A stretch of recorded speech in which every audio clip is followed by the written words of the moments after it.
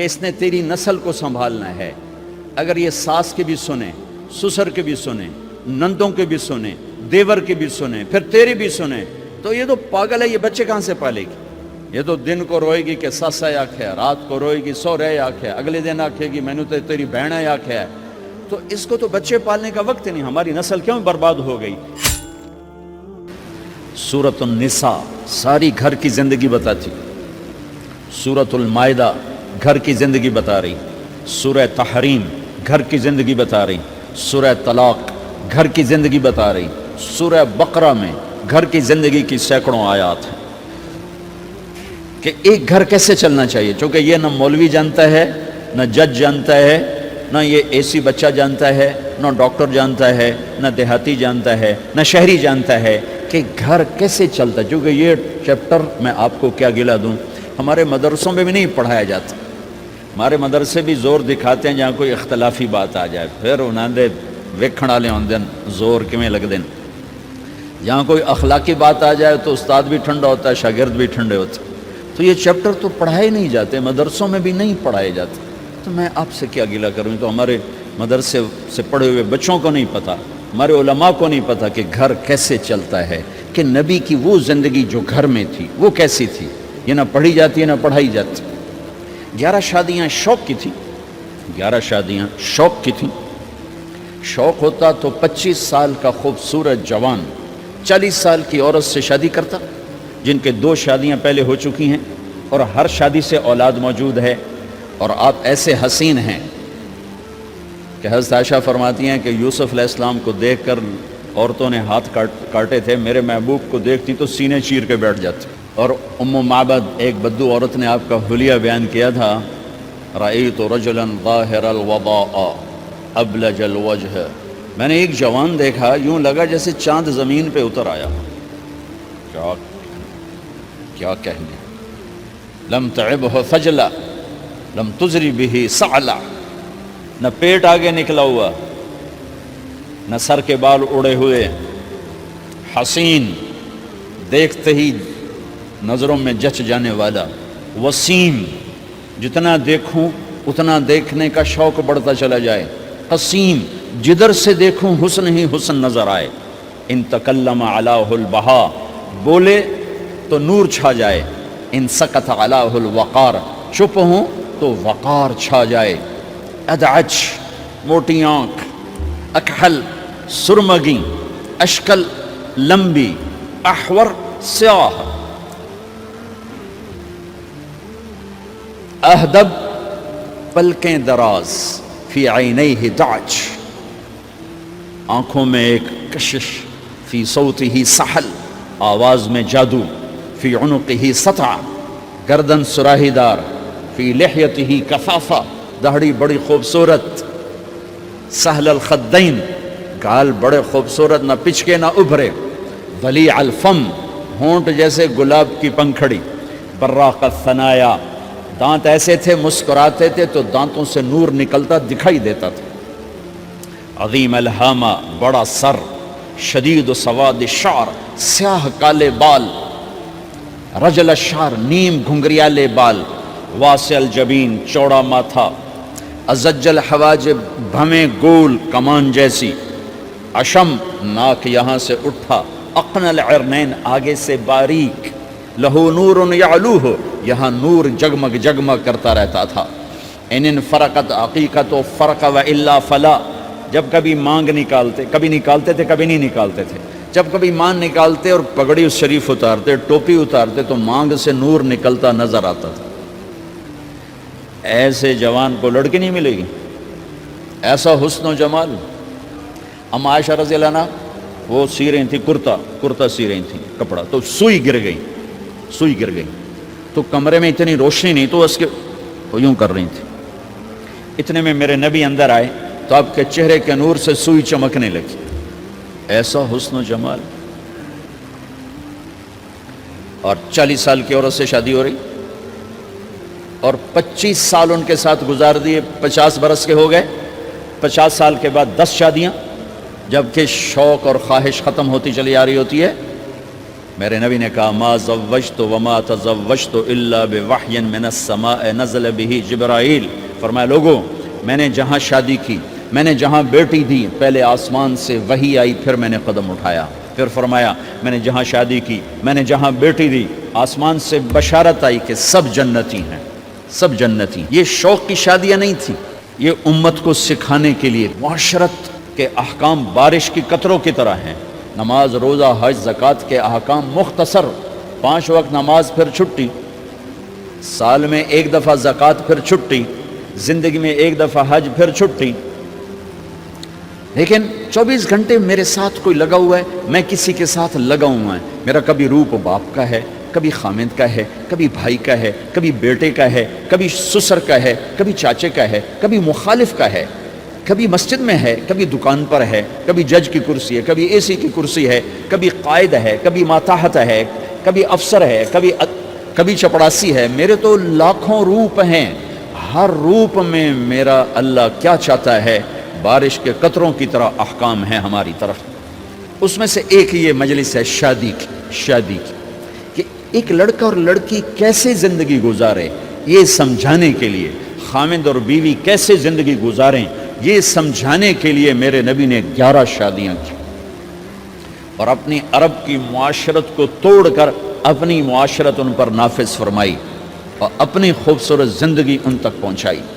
عرب میں عورت کو ذلیل سمجھا جاتا تھا، اب بھی کوئی خاص عزت کوئی نہیں ہے، تو میرے نبی نے فرمایا خیرکم خیرکم لأہلہ، سب سے بہترین مسلمان وہ ہے جو بیوی سے اچھا سلوک کرتا ہو۔ فرمایا انا خیر لأہلی، اور تم سب میں میرا سلوک اپنی بیویوں کے ساتھ سب سے اچھا ہے، سب سے اچھا ہے۔ آپ مجلس میں تشریف فرما ہیں، تنہا نہیں بیٹھے ہوئے، لوگ بیٹھے ہوئے ہیں۔ ایک صحابی پوچھتے ہیں یا رسول اللہ آپ کو سب سے زیادہ کس سے محبت، آپ کو سب سے زیادہ کس سے محبت؟ سبحان اللہ، کیا زندگی سمجھائی ہے میرے نبی نے۔ بھائیو کچھ سیرت پڑھا کرو اللہ کے واسطے، صرف اخبار دے مگر ہی نہ لگے رہا کرو، میرے نبی کی زندگی کچھ پڑھا کرو، صحابہ کی زندگی پڑھا کرو، صحابیات کی زندگی پڑھا کرو۔ میرے نبی سے مسجد میں الگ نہیں، اکیلے نہیں، مسجد میں لوگوں کے سامنے ایک شخص پوچھتے ہیں یا رسول اللہ آپ کو سب سے زیادہ کس سے محبت ہے؟ آپ نے کہا عائشہ سے۔ ہمارے ماحول میں کوئی یہ کہہ سکتا ہے مجھے اپنی بیوی سے سب سے زیادہ پیار ہے؟ اس سے ویلے انہاں فتویٰ لاؤن لا بے آران مرید آ گیا ہی نہیں بھائی، آئے ویکھو بھائی زان مرید آ گیا جے۔ جس سے سب سے زیادہ محبت کرنی تھی اسی کو سب سے زیادہ ذلیل کرتے ہیں۔ دیکھو سب سے اہم رشتہ، میری بات غور سے سننا چونکہ ہمارا معاشرہ اس کو شاید ہضم نہ کر سکے تو آپ بھی نہیں کر سکیں گے، سب سے اہم رشتہ خامد اور بیوی ہے، سب سے مقدس رشتہ ماں باپ، سب سے مقدس رشتہ ماں باپ، لیکن سب سے بنیادی رشتہ خامد اور بیوی ہے۔ اللہ نے پہلا رشتہ جو دھرتی پہ قائم کیا وہ ایز اے ماں باپ نہیں، ایز اے خامد اور بیوی۔ آدم کو خامد بنایا، حوا کو بیوی بنایا، پھر انہی کو ماں باپ بنایا، انہی کو دادا دادی بنایا، انہی کو نانا نانی بنایا، انہی کو ساس اور سسر بنایا۔ سارے رشتے خامد اور بیوی سے جنم لیتے ہیں، آگے یہی 2 رشتے روپ بدلتے ہیں۔ خامد اور بیوی کا رشتہ سب سے بنیادی ہے، سب سے اہم ہے، سب سے بڑا ہے، اور سب سے پہلا ہے اور سب سے آخری ہے۔ پہلا رشتہ بھی خامد اور بیوی کا قائم ہوا، اور دنیا میں بھی آخری رشتہ خامد بیوی رہ جاتا ہے۔ پتران دی شادی ہو گئی، دیاں دی بھی شادی ہو گئی، بڈھا بڈھی کلے بیٹھے۔ ہمارے دیس کی کہانی کیا، میرے گھر کی کہانی۔ میں تبلیغ میں، میرا چھوٹا بھائی لاہور میں، بہنیں اپنے گھر، ماں پیو کلے بیٹھے ہوئے، ہمارے پاس آنے کے لیے تیار نہیں، اپنی جگہ چھوڑنے کے لیے تیار نہیں۔ پھر باپ فوت ہو گئے تو ہم نے منتیں کر لیں اپنی ماں کی کہ میں فیصل آباد میں رہتا ہوں، میرا بھائی لاہور میں ہوتا ہے، کہ ساڑھے کو آ جاؤ نہ پتر، میں توڑے پیو دی جا نہیں چھڑنی۔ نہیں آئے ہمارے پاس، تنہا زندگی گزار دی۔ ہم تو آئے مہمانوں کی طرح، آئے اور چلے گئے، تنہا زندگی گزار دی۔ تو پہلا رشتہ خامد اور بیوی، آدم اور حوا۔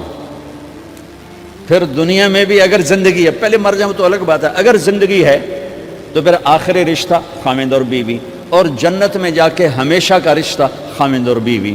ہر آدمی اپنی بیوی کے ساتھ اور ہر عورت اپنے خامند کے ساتھ جنت میں جوڑا جوڑا ہوں گے. بچے اپنی جنت میں، ماں باپ اپنی جنت میں، ساس سسر اپنی جنت میں، بھائی بہن اپنی جنت میں. جنت میں بھی خامند اور بیوی کا اللہ نے ساتھ بنایا ہے. یہ رشتہ سب سے اہم رشتہ ہے. اس رشتے کو باقی رکھنے کے لیے اللہ تعالیٰ نے سینکڑوں آیات اتاری اور اس میں دخل اندازی کے لیے کوئی راستہ نہیں چھوڑا.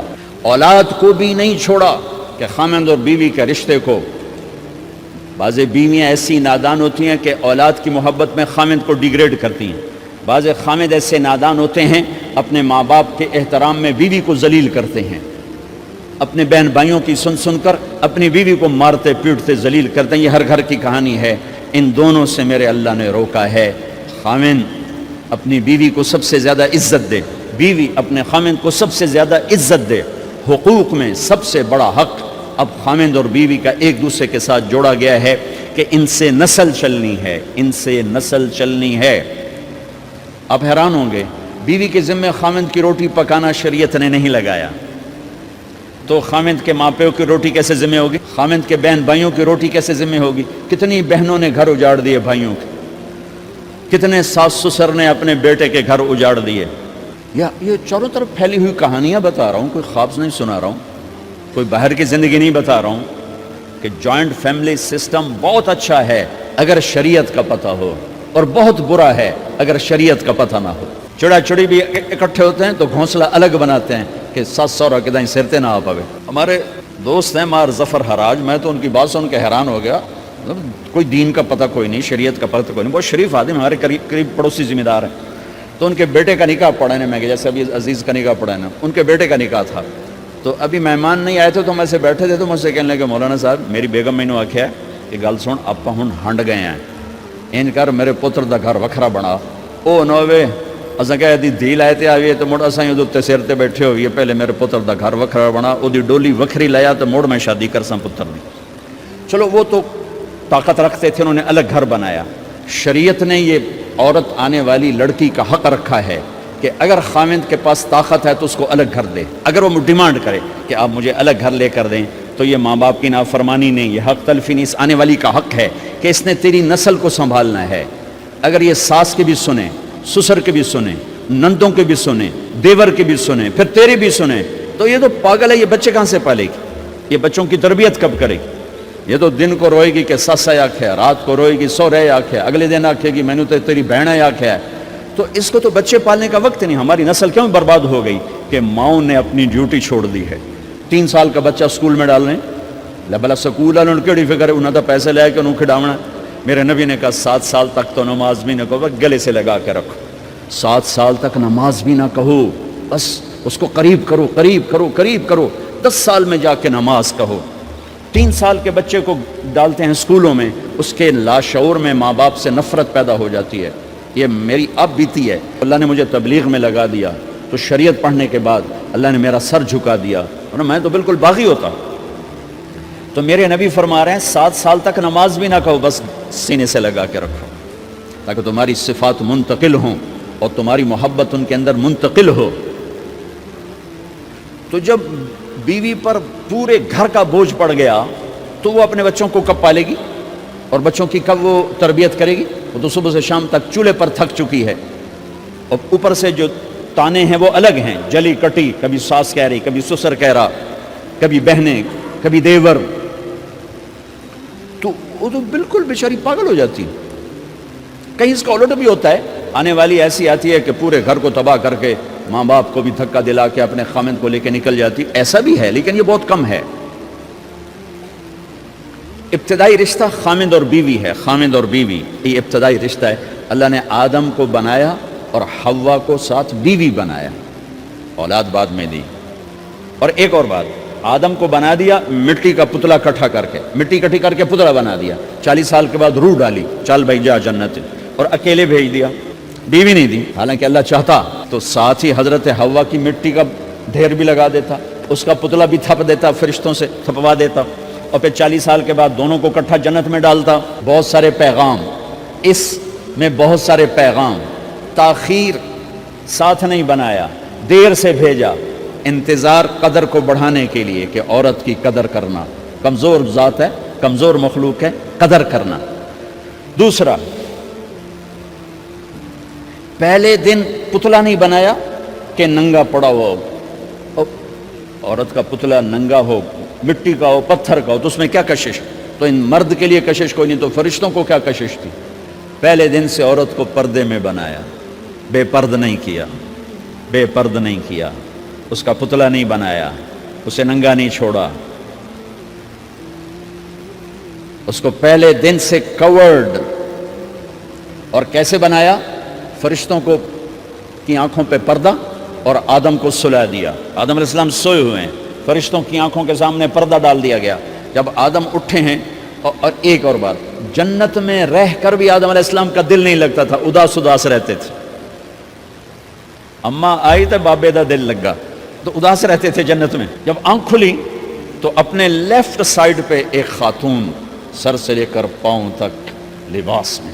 آپ نے سنا ہے نا، یوسف علیہ السلام دنیا میں سب سے خوبصورت ہستی پیدا کیے گئے، یہ مردوں میں، عورتوں میں سب سے خوبصورت حضرت حوا کو پیدا کیا۔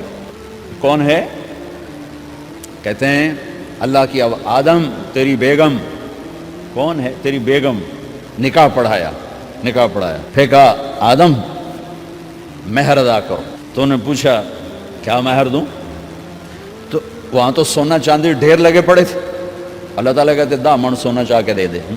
میرے اللہ نے کہا تیری نسل میں میرا آخری حبیب آنے والا ہے، اس پہ ایک دفعہ درود پڑھ دے، یہ مہر ہے۔ سیدھے ہاتھ میں برکت ہے، پیدا کیا الٹی طرف سے۔ الٹی طرف سے کیوں پیدا کیا ہے؟ کہ الٹی طرف دل ہے، اور دل کے نیچے جو پسلی ہے وہاں سے پیدا کیا۔ اس میں پیغام کیا دیا کہ عورت جس روپ میں ہو، پہلا روپ اس کا بیوی بنا، پھر وہ ماں بنی، پھر اس آگے بیٹی کا روپ ہے، پھر بہن کا روپ ہے، پھر خالہ ہے، پھوپھی ہے، دادی ہے، نانی ہے، ساس ہے۔ جس روپ میں بھی عورت ہے اس کو دل کے قریب جگہ دو۔ یہ دل کے نیچے سے پیدا کرنے میں یہ پیغام دیا گیا ہے، اسے ذلیل نہ کرو، اسے خوار نہ کرو، اسے بے عزت نہ کرو، اس پر شدت نہ کرو۔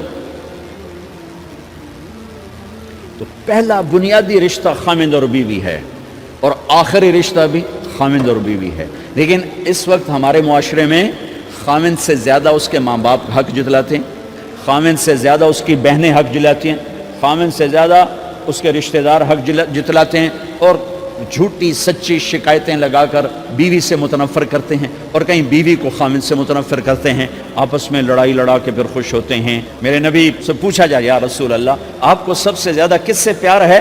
تو آپ نے کہا عائشہ سے۔ اللہ، وہ جھیپ کے کہنے کہ نہیں، میں پوچھ رہا ہوں لوگوں میں آپ کو کس سے زیادہ پیار ہے؟ تو آپ کہتے ابو بکر سے۔ تو آپ نے پھر کہا ابوہا، مجھے عائشہ کے باپ سے زیادہ پیار ہے۔ پھر پہلے عائشہ کا، تو پھر کہتے ابو بکر۔ تو آپ نے کہا نہیں، ابوہا، مجھے عائشہ کے باپ سے سب سے زیادہ پیار ہے۔ یہ آپ کو میسج دیا ہے کہ گھر کی زندگی کیسے ہوتی ہے، کوئی عشق نہیں چڑھا ہوا تھا، میسج ہے نا۔ ہم عائشہ چھوٹی عمر کی تھی، ان کو آٹا گوندھ کے دیتے تھے، آٹا گوندھ کے دیتے تھے، پھر جب ان کو آٹا گوندھنا آ گیا پھر چھوڑ دیا، پھر ان کو سامنے بٹھا کر لقمے بنا کے کھلاتے تھے۔ پھر ہم عائشہ رضی اللہ تعالیٰ عنہ کوئی گوشت کا ٹکڑا، وہاں بڑے بڑے گوشت کے ٹکڑے پکائے جاتے تھے، تو کوئی گوشت کا ٹکڑا اٹھایا اور ایسے 2-4 جگہ سے نوچا اور پھر رکھ دیا، سارا کھایا نہیں جاتا تھا، تو اللہ کے نبی اسی کو اٹھاتے اور حضرت عائشہ کو دکھا کر، جہاں سے حضرت عائشہ نے نوچا ہوتا تھا وہاں سے یوں کاٹ کے دکھاتے تھے۔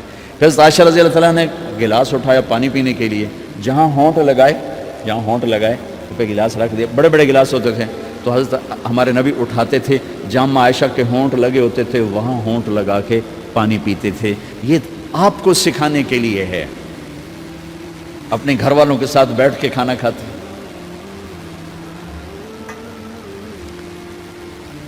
یہ میرے نبی کی معاشرت ہے، یہ میرے نبی کی زندگی۔ گھر میں جھاڑو دیتے، اپنے کپڑے خود دھوتے، کوئی چیزیں بکھری پڑی ہوتی تو بیوی کو نہیں ڈانٹتے، خود اٹھ کے سیٹ کر کے رکھ دیتے، گھر والوں کے ساتھ مل کر برتن دھوتے، صفائی کرتے، گھر والوں کے ساتھ مل کر۔ یہ میرے نبی کی ایک خوبصورت زندگی ہے۔ بھائیوں بہنوں، ہم بھلا چکے ہیں، بیوی کے لیے خامند کو سب سے بڑا حقدار. بعض لڑکیاں ایسی نادانی کرتی ہیں کہ شادی کے بعد بھی اپنے ماں باپ کی آنکھ کو دیکھ کے چلتی ہیں. شادی کے بعد سب سے بڑا حق خامند کا ہے. شادی کے بعد سب سے بڑا حق خامند کا ہے. ماں باپ پیچھے چلے جاتے ہیں, بہن بھائی پیچھے چلے جاتے ہیں. لیکن یہ نادانیاں بھی دیکھنے کو ملتی ہیں کہ شادی کے بعد بھی ماں باپ اپنی بچی کو اپنے قابو میں رکھنے کی ترتیبیں سوچتے ہیں تو وہ بھی اپنی بچی کا گھر برباد کر دیتے ہیں. میرے نبی سے پوچھا گیا یا رسول اللہ عورت پر سب سے زیادہ کس کا حق ہے؟ تو آپ نے فرمایا اس کے خامند. ایک خاتون ہے, یا رسول اللہ میری شادی ہو رہی ہے تو میرے اوپر میرے خامند کا کیا حق ہے؟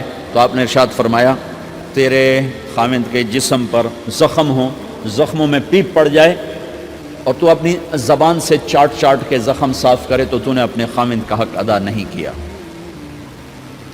خامند کو سمجھایا کہ سب سے بہترین مسلمان وہ ہے جو بیوی سے اچھا سلوک کرتا ہے, اور میرا سب سے اچھا سلوک ہے اپنی بیویوں کے ساتھ. یعنی قاب قوسین او ادنا آپ کا مقام ہے.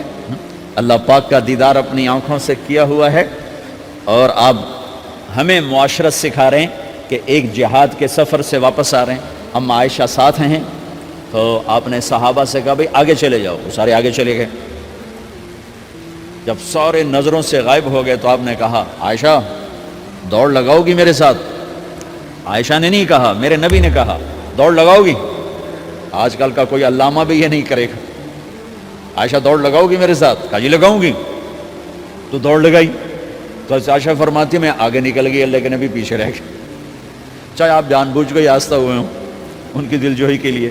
کچھ سال گزر گئے, پھر جہاد کے سفر سے واپسی ہو رہی ہے, تو آپ نے صحابہ سے کہا بھائی آگے چلے جاؤ. تو سارے آگے چلے گئے, غائب ہو گئے. عائشہ دوڑ لگائیں؟ کہا جی لگائیں. تو فرمایا کہ ان دنوں میں ذرا موٹی ہو گئی تھی, جب دوڑ لگائی تو اللہ کے نبی آگے نکل گئے. تو پھر آپ نے کہا عائشہ ہذہ بتلک, عائشہ اب تیرا میرا حساب برابر ہو گیا.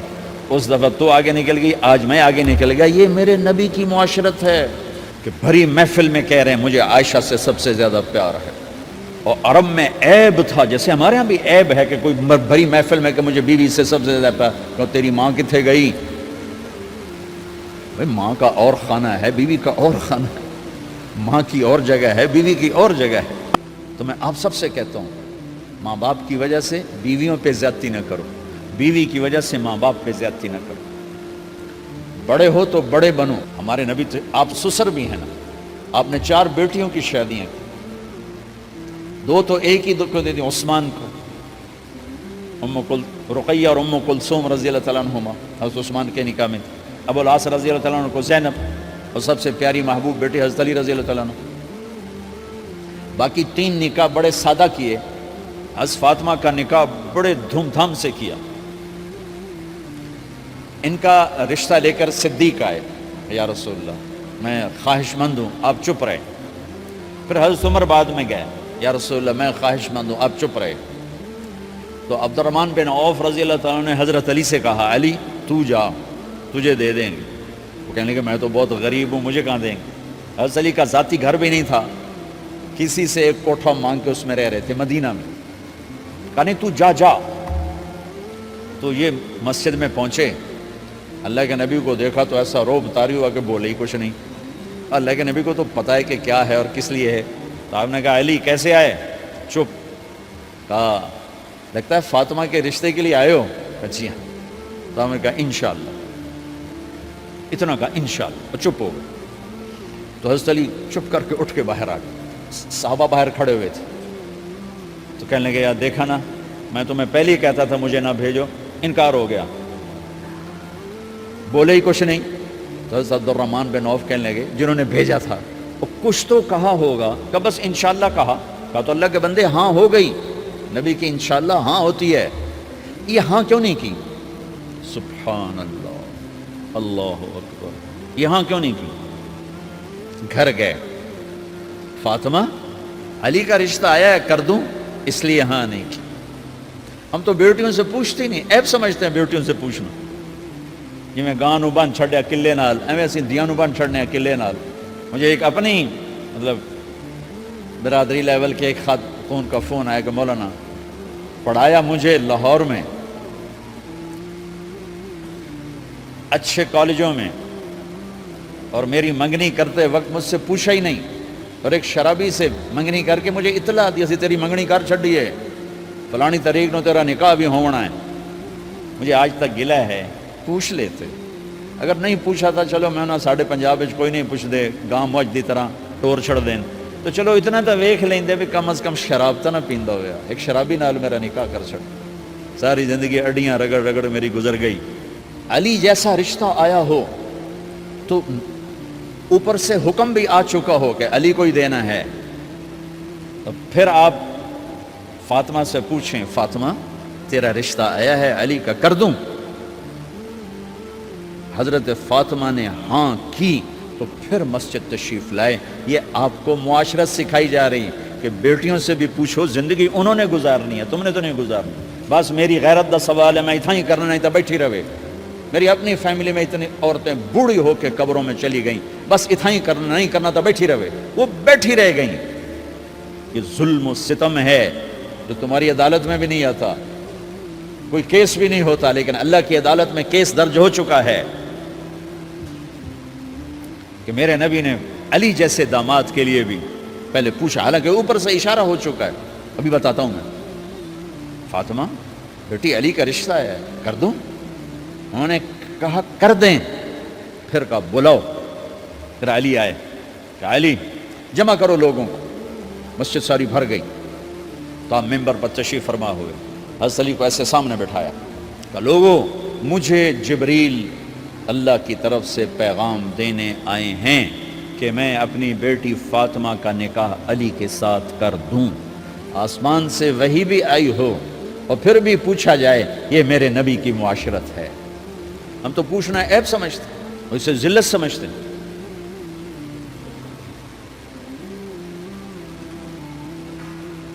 پھر آپ نے اتنا بڑا اہتمام کیا، مسجد نبوی پرانی جو آپ کے زمانے کی تھی، بہت بڑا ہال تھا، اس کا بھرا ہوا تھا، آپ نے سب کو شہد کا شربت پلایا، خود نکاح پڑھایا، نکاح کا خطبہ پڑھ کیا، پھر کہا علی میں نے فاطمہ بنت محمد کو 400 درم مہر کے عوض تمہارے نکاح میں دیا، تو نے قبول کیا؟ انہوں نے کہا جی میں نے قبول کیا، اور سجدے میں چلے گئے اور زور سے دعا مانگی، رب اوزعنی ان اشکر نعمتک التی انعمت علی وعلی والدی وان اعمل صالحا ترضاہ واصلح لی فی ذریتی انی تبت الیک واننی من المسلمین۔ میرے نبی نے کہا آمین، زور سے کہا آمین، نکاح ہو گیا۔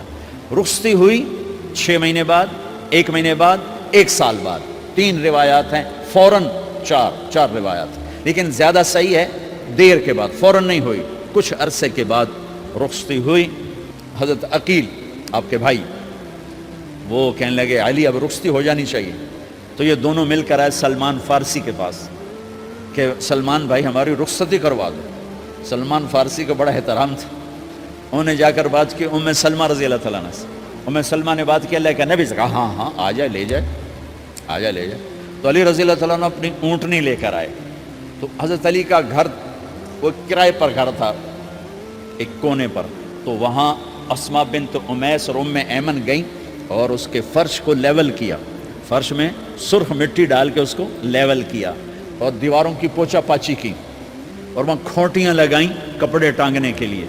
آپ نے حضرت عائشہ اور حضرت ام حبیبہ، حضرت ام سلمہ سے فرمایا تمہیں پتہ ہے نا مجھے فاطمہ سے کتنا پیار ہے، اسے دلہن بناؤ۔ دلہن بنانا بھی سنت ہے، دلہن بناؤ، اسے دلہن بناؤ، تو آپ کو دلہن بنایا گیا۔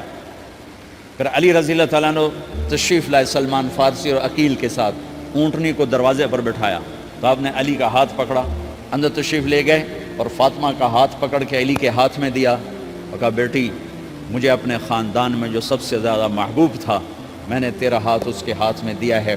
پھر کہا علی تجھے نبی کی بیٹی مبارک، نبی کی بیٹی مبارک۔ پھر آپ نے سے پیالے میں پانی منگوایا اور اس میں آخری 2 سورتیں پڑھ کے دم بھی کیا، تھوک بھی ڈالا، پھر اس میں سے انگلیاں ڈال کے ان کے سینے پر چھڑکا کہ دونوں پی لو، دونوں کو پلایا۔